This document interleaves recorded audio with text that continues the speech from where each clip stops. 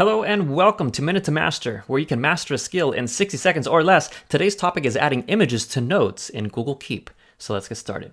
There's a saying in Google Keep, and that's a picture's worth 1,000 notes.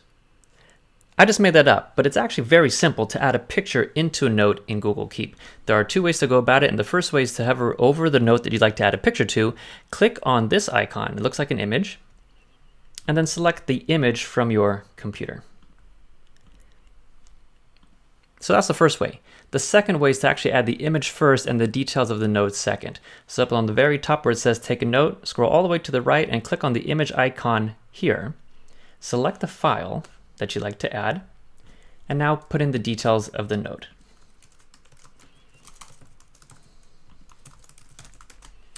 Click anywhere else on the screen, and there you have it. That's how you add pictures to notes.